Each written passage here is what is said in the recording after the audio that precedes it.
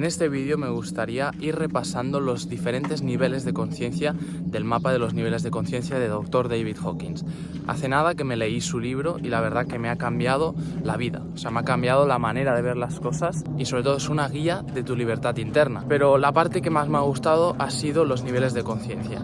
Así que voy a ir explicándoos los puntos más importantes y analizando, y ya veréis que podréis entender el porqué de las acciones y el porqué de las actitudes humanas, que muchas veces es lo que nos pasa, que no entendemos el porqué y creemos que lo hacen a lo mejor por maldad, creemos que lo hacen a lo mejor por ignorancia, y creo que va un poco más allá de todo eso. Con la explicación de estos niveles de conciencia, con sus emociones respectivas y sus sentimientos respectivos, seréis sobre todo más sabios y más comprensivos contigo y con los demás. Vamos con ello, a ver qué tal.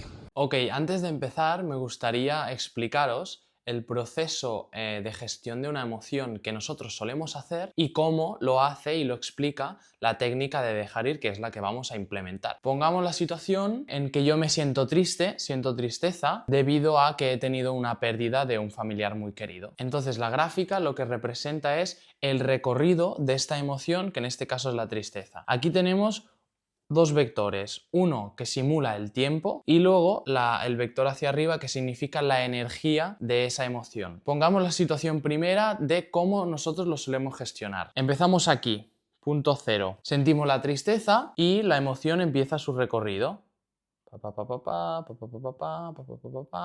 Pero la cortamos porque es muy incómodo para nosotros dejarnos sentir esa emoción y por lo tanto me pongo a jugar a la Play. La tristeza sigue ahí, no se va. Empezamos otra vez.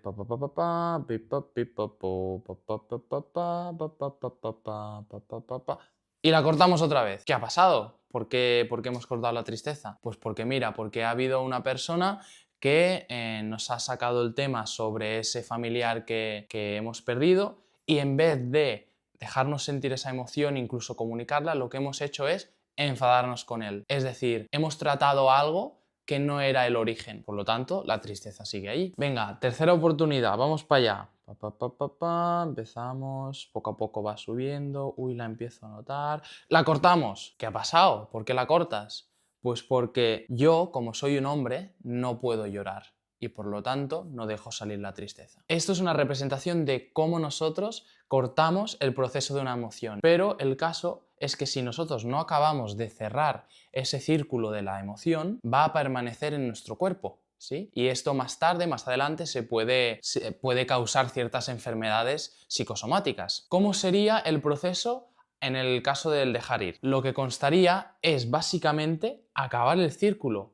Aunque nos salgan creencias, aunque sea incómodo, aunque mil historias, tú tienes que aceptar. Nos vienen muchos pensamientos desagradables, recordamos todas las situaciones no resueltas y eso nos genera una resistencia, pero si tú eres capaz de mantenerte allí durante un tiempo aceptando, esto al final va a llegar a su pico de dolor, pero luego va a bajar. Y a partir de aquí ya se está consumiendo la energía de la emoción. Y cuando ya llegas aquí, lo que viene es, en consecuencia, una sensación de alivio, una sensación incluso de felicidad o de amor, porque básicamente hemos quitado una resistencia, una nube que estaba tapando el sol que somos nosotros. Así que espero que haya sido representativo. Pasamos ahora a lo más importante, niveles de conciencia. Ok, vamos a ir con el primero. El primer nivel de conciencia es la culpa, que vibra en 30.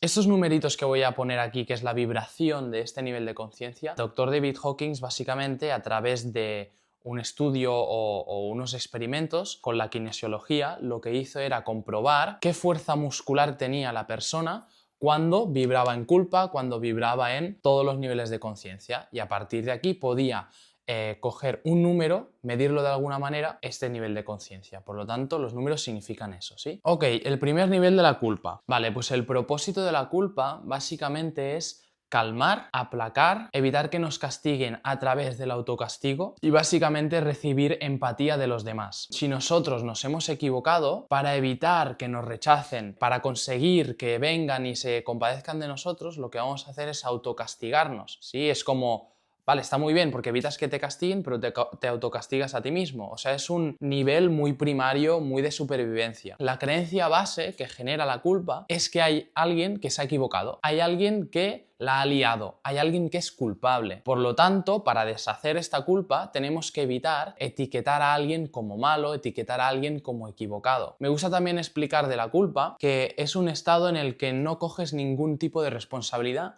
sobre tus acciones. Imagínate que no consciente, pero en el fondo sabes que te has equivocado en algo, yo qué sé, en la faena, te has equivocado en algo, la has liado, la gente te está mirando y lo primero que te sale en respuesta no es decir, ok, sí, la he liado, a ver qué voy a hacer, soy responsable de las propias consecuencias. No, lo que hacemos es, ¡ah, para afuera, para afuera, para afuera! Es que claro, si él no hubiera hecho esto, es que no me encuentro bien. Es decir, las excusas, todo para afuera, pero no nos damos cuenta que hay algo dentro que se está moviendo y que nos está generando un malestar. Por lo tanto, para deshacerlo, también una buena estrategia es admitir que nos hemos equivocado. Una estrategia que explica Dr. David Hawkins para deshacer la culpa es ser conscientes de la satisfacción que se esconde detrás de ser los víctimas, detrás de recibir la empatía de los demás, qué satisfacción se esconde detrás de autocastigarnos. Es decir, ¿por qué? Me surge la pregunta, ¿no? ¿Por qué nos autocastigamos? ¿Nos hace sentir mal? ¿Qué estamos obteniendo de ello? Pues justamente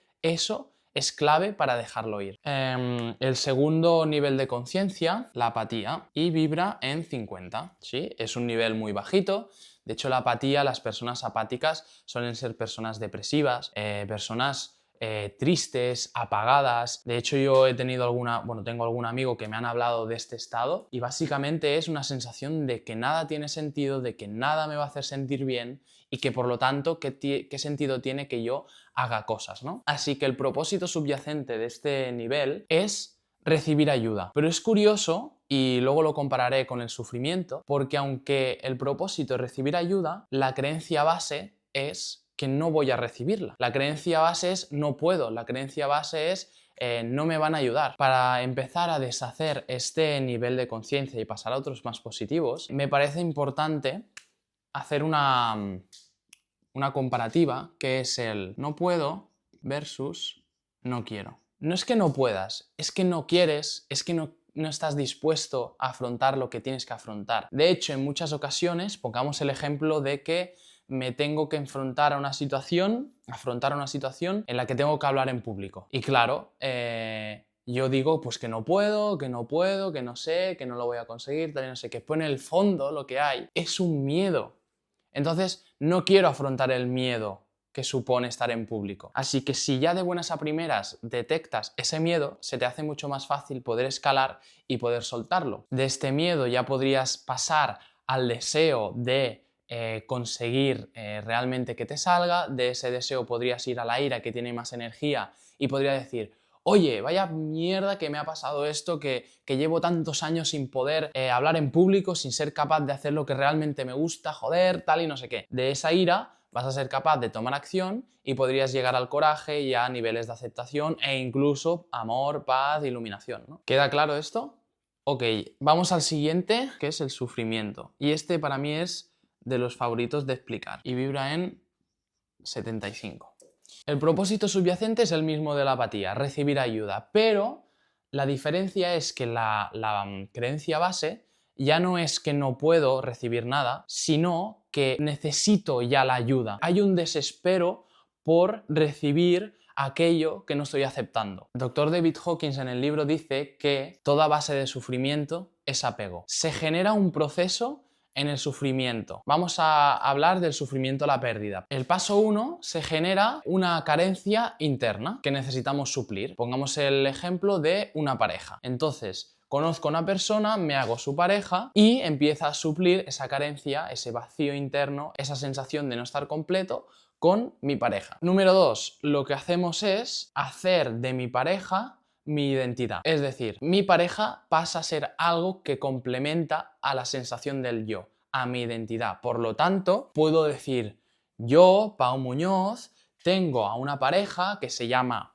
Carla, con tantos años, que ha conseguido esto, que es muy guapa, que es muy bella, que tiene una familia rica. Todas esas cosas van a ir formando la percepción, la identidad y por lo tanto a cubrir y tapar esa sensación de vacío. Paso número 3 es cuando empieza a aparecer la posibilidad de perder a nuestra pareja. Tenemos una sensación de que si lo perdemos no vamos a ser el mismo. Por lo tanto, hay un miedo intenso a la pérdida. Y paso número 4, aquí es cuando entran las estrategias de gestión para evitar esa pérdida. La primera estrategia es básicamente negarlo. En el libro explica un caso de un paciente suyo que tenía una mascota, un perro, Robert, que se estaba a punto de morir. El paciente no hacía caso o negaba o evitaba el pensamiento de que se podía morir. Era como que no se muere mi perro. Y cuando algún familiar suyo o algún amigo suyo le sacaba el tema, él rápidamente lo esquivaba. No, es esto, sí, tal, mira, por aquí unas compras, ¿no? Lo evitaba completamente. Entonces la pregunta que le ayudó a deshacer este nivel de conciencia y pasar a otros de más elevados, hacerse la pregunta de ¿qué está cubriendo Robert, en este caso, de mi mundo emocional? ¿Me está dando amor? ¿Me está dando fidelidad? ¿Me está dando compañerismo? Ok, la segunda pregunta sería buscar si todas esas cosas que me aporta realmente no hay ninguna otra manera de obtenerlo. La única manera de obtenerlo es Robert. Y como ves rápidamente que no es así, que hay otros factores, otras situaciones de vida que nos lo pueden dar, incluso nosotros mismos nos lo podemos dar, empiezas a reducir ese miedo y a poder soltar. Me gusta mucho cómo Eckhart Tolle define el sufrimiento, y es que el sufrimiento tiene la función de hacerte ver que no tiene función. Es decir, tú sufrirás y sufrirás y sufrirás y sufrirás y sufrirás hasta que llegue un día que digas, realmente no tengo que sufrir, no es necesario, no tiene utilidad. Otra estrategia para evitar la pérdida es estrechar los lazos con esa persona. Es como ejercer aún más resistencia para que no se vaya. Y eso nos hace creer que vamos a conseguir retenerla. Y eso a la larga va a generar que esa persona, como lo estamos sometiendo a tanta presión, se vaya. Sí que en un cierto punto, por miedo, se quede, pero esto no va a ser para siempre, ¿sí? Así que para deshacer esta estrategia, algo bueno sería contestar con el amor. Y por último, la tercera estrategia que usamos es cambiar nuestro comportamiento. Y esta me sorprendió mucho porque me resonó. Cambiar el comportamiento, pues podría ser, por ejemplo, empezar a ser muy bueno con ella, empezar a ser súper cariñoso, empezar a hacerle regalos, es decir, empezar a hacer todo aquello que no habíamos hecho durante la relación, con ánimo de que vea que sí que valemos la pena y que debe quedarse. Vale, pasamos al siguiente nivel de conciencia, que es el miedo, ¿vale? Este vibra en 100. ¿Cuál es el propósito subyacente del miedo? Te pregunto a ti, ¿qué necesitas hacer o qué haces cuando tienes miedo? Si eres una persona valiente, a lo mejor te quedas, que sería lo suyo. Te quedas, afrontas, pero si no sabes gestionar ese miedo, lo primero que te sale es irte. Qué miedo tengo, la cámara, muchas personas me están viendo, ¿qué pensarán? Bueno, y al final te acabas por ir, ¿no? Pues básicamente es el propósito del miedo, evitar el peligro imaginado. Analicemos algo que analiza Dr. David Hawkins en el libro y que a mí personalmente también me ha pasado, que es el caso de hablar en público, como he dicho antes. A él le pasaba que tenía muchísimo miedo a hablar en público. Se bloqueaba, se quedaba en blanco, se olvidaba de lo que se había preparado, le temblaba la voz, es decir, un desastre. Y esto a mí alguna vez también me ha pasado. ¿Y sabéis lo que he necesitado soltar para dejar de tener miedo? Las expectativas. ¿Qué significa eso? Hay que soltar esa necesidad de hacerlo bien, esa necesidad de que las personas vean que soy muy bueno, esa necesidad de, en el momento en que tú lo sueltas, ese miedo cambia muchísimo. Dr. David Hawkins lo que hizo es, antes de cada ponencia, decía, personas, aviso que soy muy aburrido explicando esto y que esto va a ser muy largo. Sí, entonces ya rápidamente te sacas una presión de hacerlo bien.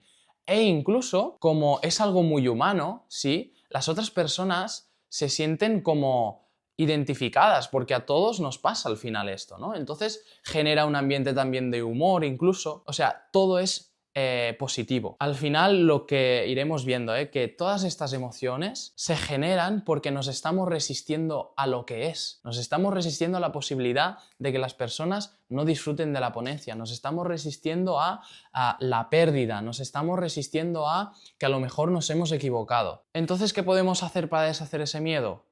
Otra vez, irnos al amor. No hagas nada desde el miedo que puedes hacer desde el amor. Esta me encanta. Es decir, ¿por qué tengo que hacer un vídeo con el miedo a que no me sigan las personas que yo quiero, en vez de hacer un vídeo porque me gusta, porque me conecto con el vídeo, porque incluso puede servir a los demás? ¿Por qué cuidamos a los demás por miedo al castigo divino, por ejemplo, en vez de cuidarlos porque los queremos, porque los amamos, porque nos reconocemos? Ok, vayámonos al siguiente nivel de conciencia, que es el deseo. ¿Cuál es el propósito del deseo?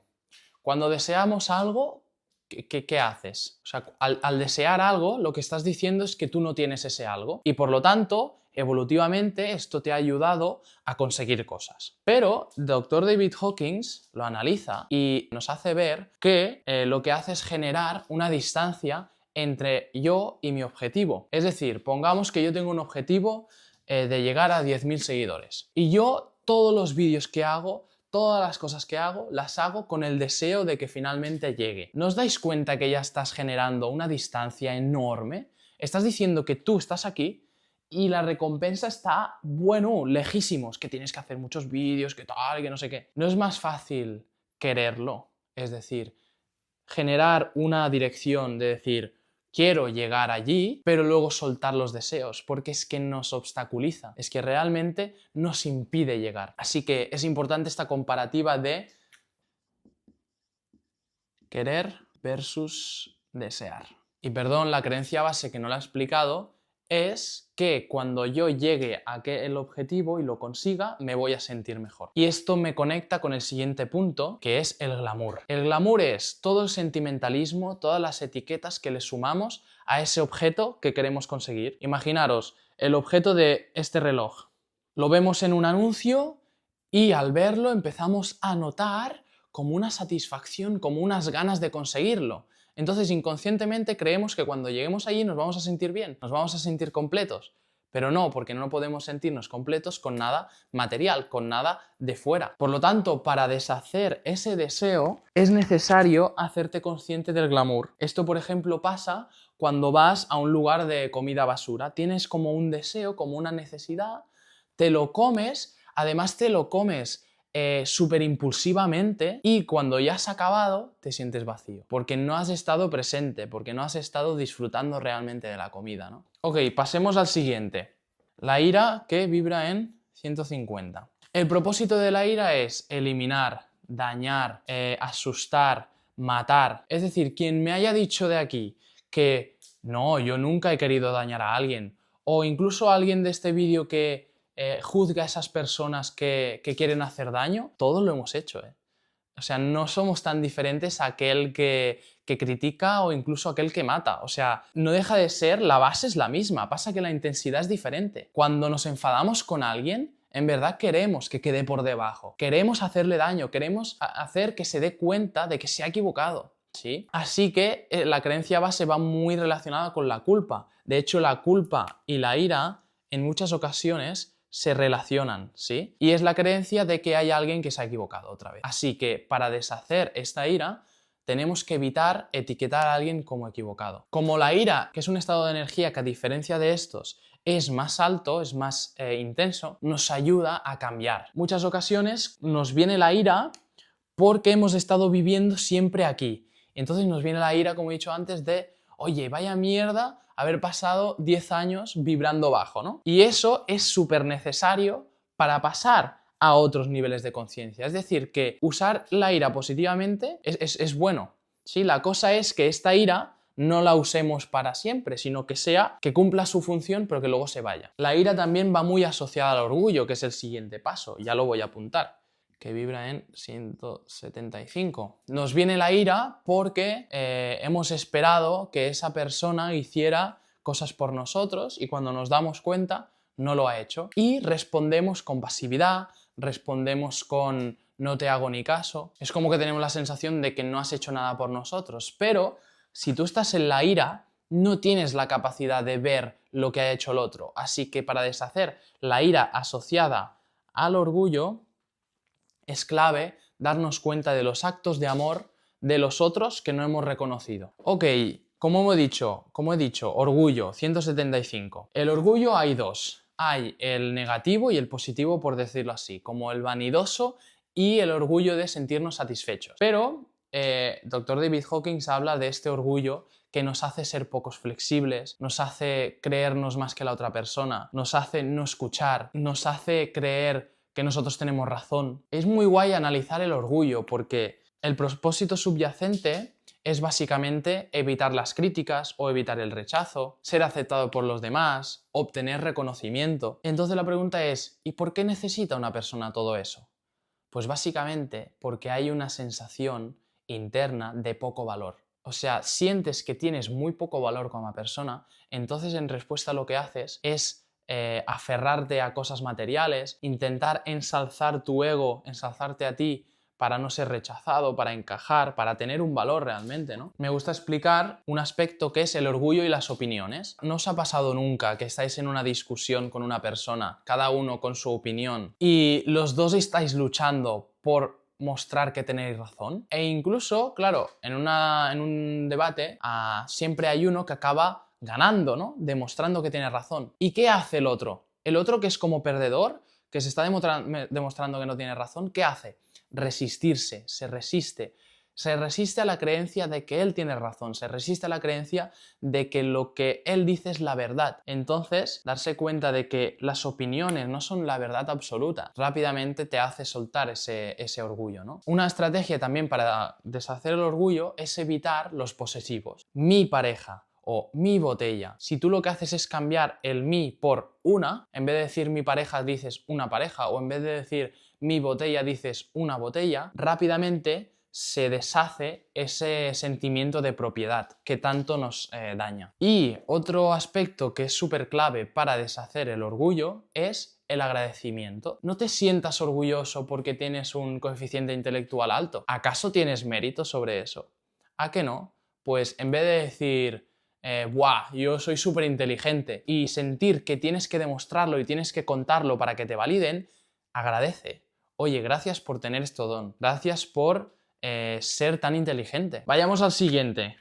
El coraje, que vibra en 200. Este nivel ya empieza a ser más neutral y más positivo, porque este nivel nos da mucha energía y ya no estamos en creencias como no puedo o no soy capaz o no lo voy a conseguir, sino estamos en la creencia de yo puedo. Es súper necesario para aceptar situaciones de dolor. Es súper necesario también para el despertar espiritual. Es súper necesario para los cambios. O sea, toda situación interna de crisis, hasta que no llegues al coraje, no la vas a cambiar. Porque todos estos se están resistiendo a lo que es. En cambio, en el coraje ya empiezas a aceptar. Es como la disposición para quedarte con el dolor, observar los pensamientos, observar qué es lo que me ocurre internamente y dejar de atacar afuera. Este estado sigue necesitando de nuestra energía, ¿sí? Los otros nos desgastan muchísimo. Este nivel aún necesita de nuestra energía, pero no tanto como estos, ¿vale? Pasemos al siguiente, que es la aceptación, que este ya vibra en 350. La aceptación ya es un nivel en que has empezado a soltar muchas de las resistencias que impedían tu potencial. Por lo tanto, este nivel nos conviene a todos. Es un nivel en el que eres capaz de estar sumergido en el dolor y no desear cambiarlo. Si se va el dolor, bien, y si no se va, también. Aquí empiezas a querer a las personas tal y como son, empiezas a también darle más importancia al ser que al tener o al hacer, empiezas a ver un poco más allá de las formas, ¿no? Empiezas a ver un poco más allá del físico y te quedas más con la esencia de la persona. Es un nivel mucho más avanzado. La creencia base de la aceptación es que todo es perfecto tal y como es. No hay necesidad de cambio. Pero igualmente aquí hay muchas resistencias que soltar. El siguiente estado es el amor, que vibra en 500. Debo decir que a partir de aquí estos estados no los tengo tan identificados en mí, así que va a ser un poco distinto. Pero básicamente lo que explica aquí en el amor es que aquí sí que es una energía que no aplicas tu esfuerzo. Aquí necesitamos mucho esfuerzo de nuestra parte y la vida es esfuerzo, disciplina, necesito hacer mucho trabajo para conseguir lo que quiero. En cambio aquí no. Aquí es como si la energía del universo, la energía de la vida nos llenara y actuara a través nuestro. Y por lo tanto, si tú, por ejemplo, estás haciendo unos deberes de filosofía que si estás aquí en sufrimiento pues te cuesta la vida, aquí no te cuesta esfuerzo, porque has soltado las resistencias, por ejemplo, a que los deberes se acaben rápido.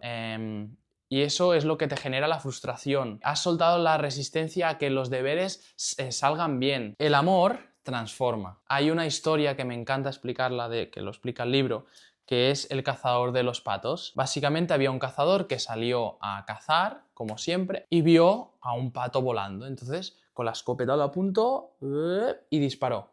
Entonces ese pato cayó al suelo, gravemente herido. Y cuando se acercó para ver cómo había pasado todo, rápidamente voló otro pato, se puso encima del pato herido con las alas extendidas cubriéndolo. Entonces ese cazador, al verlo, se conmocionó y dejó de cazar durante toda su vida. Es mucho más efectivo responderle a una persona que está actuando de una manera egoica, de una manera neurótica, desde un estado muy bajo, desde el amor, logrará mucho más cambios que desear que cambie, porque como digo aquí, estás generando una distancia psíquica, la otra persona se va a resistir, en cambio aquí no necesitas que cambie para tú estar satisfecho, lo has soltado. Amor hay de muchas maneras y se puede ver en todo. Esto que estoy haciendo con vosotros es amor.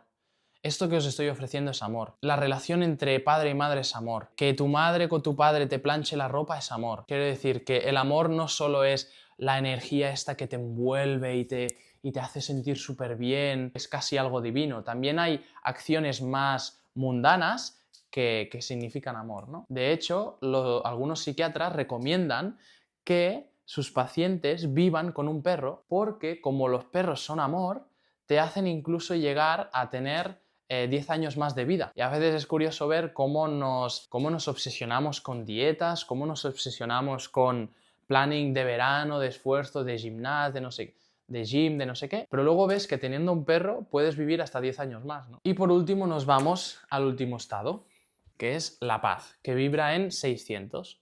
Yo aquí no he llegado.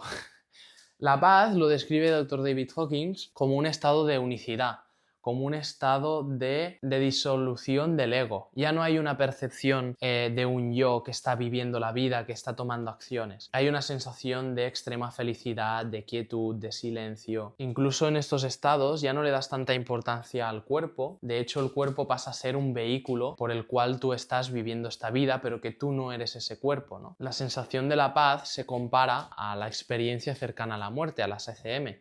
Dice que es una sensación parecida, ¿no? En un estado de paz, esa persona es imperturbable, no le puede afectar nada. Has acabado con aquello que te hacía que te afectasen las cosas. Si no hay un yo, si no hay un ego, no te va a afectar nada, porque no hay nada, no hay nadie que se pueda afectar. Eres tú con el todo, eres tú con el mundo.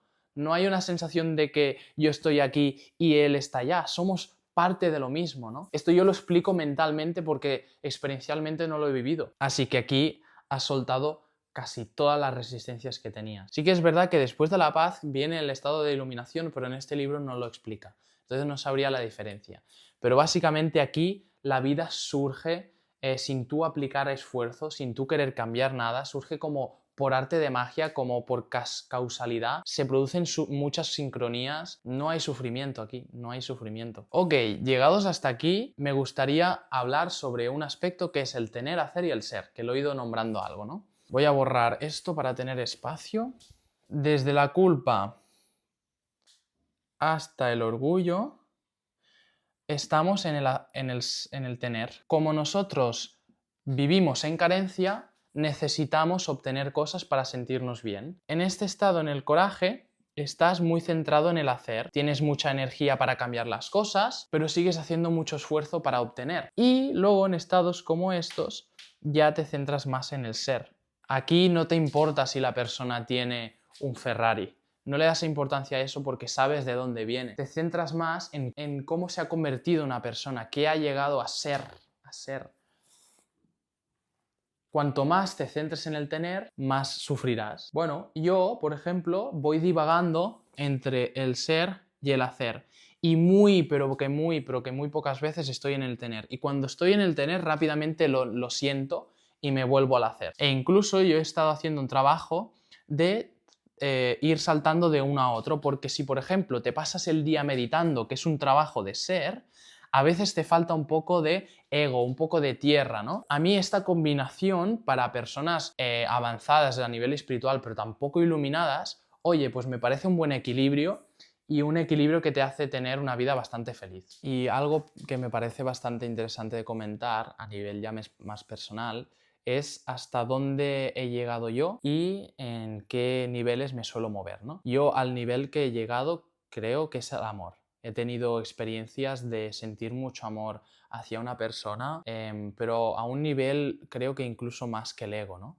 Una sensación incluso de alegría, de éxtasis, de conexión con el ser. No es una satisfacción del ego de obtener algo, sino del ser, ¿no? Así que creo que a lo máximo que he llegado ha sido un nivel 500, a un nivel 500 y algo, por decir algo. Pero actualmente donde más me muevo serían en niveles como el coraje, y niveles como la aceptación. Sí que trabajo para moverme más en el ser que en el hacer, pero creo que tengo que trabajar aún cosas. Pero eso me hace no ser un infeliz. De hecho, me cuesta mucho bajar a niveles como la ira, el deseo, el sufrimiento, la apatía. Es como que rápidamente lo detecto, me hago consciente de ello y subo. ¿Sí? Es cuestión de segundos, de verdad. Así que nada, gracias por estar en el vídeo, espero que os haya gustado, espero que empezáis a aplicar esta técnica de dejar ir, a ver si os sirve.